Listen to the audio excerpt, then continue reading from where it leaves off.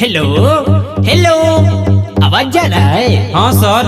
हाँ तो ठीक बगाओ 1 2 3 4। लेके लहंगा लोहरदार नैहर से हमारा ससुरार मिले आव इरबू हमारा सैया जी के घर। लेके लहंगा लोहरदार नैहर से हमारा ससुरार मिले आव इरबू हमारा राजा जी के घर।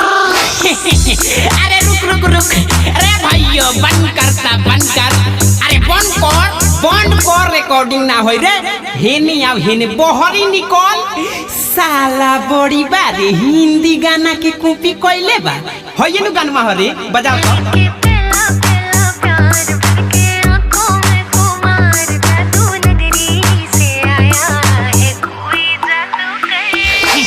निकल जल्दी बहरी निकल। साला छोटा आदमी।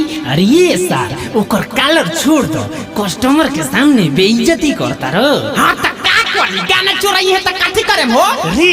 तो तोर काहे फाटता? ई डीजे विकास के म्यूजिक हो, गावे दे, कोनो दिक्कत नहीं खे। हाँ तो गावा ना, हम जातनी अपनी स्ट्राइक ठेला जातनु तो मत कहिया हमरा से। जो साला भाग।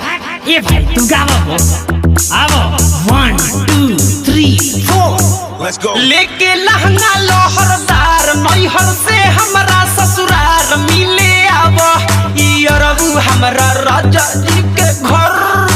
वेरी गुड, बहुत अच्छा।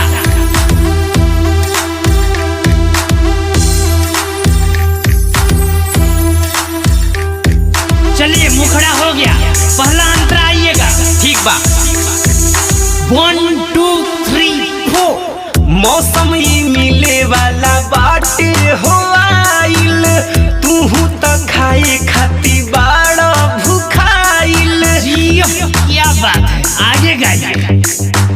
मौसम ही मिले वाला बाटे हो आइल, तूहू तो खाए खाती बाड़ा भूखाइल। मिलल बाटे हो सुतार करी हाजी भर के हो प्यार मिले आवा इरबू हमारा सैया जी के घर। क्या बात है, एक बार फिर से आते हैं। लेके लहंगा लोहरदार नैहर से हमारा ससुरार मिले आवा इरबू हमारा राजा जी के घर।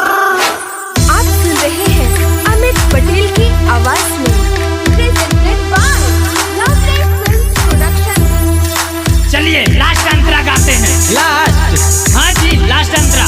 ठीक है। 1 2 3 4।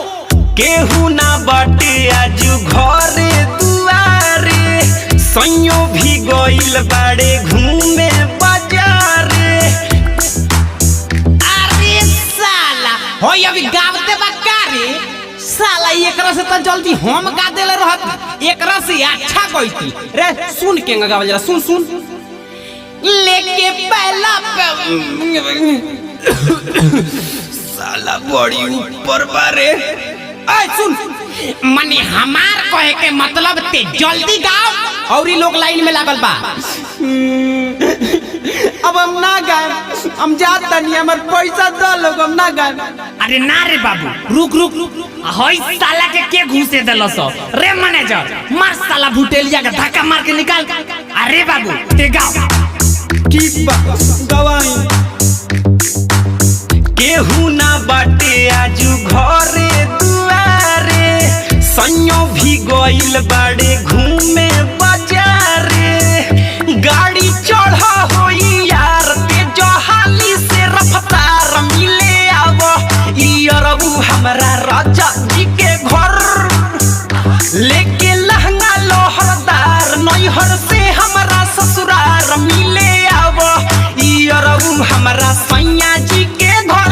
लेके लहंगा लोहरदार नैहर से हमारा ससुरार मिले आव इरबू हमारा राजा जी के घर। अरे ये मुकेश, अरे गाना तो निमन लगता रे। निमन लागता कि सुपर हिट बा। हमार घेवड़ा ना हिट हुई, चढ़ावो ना अबे कॉपीराइट लागता।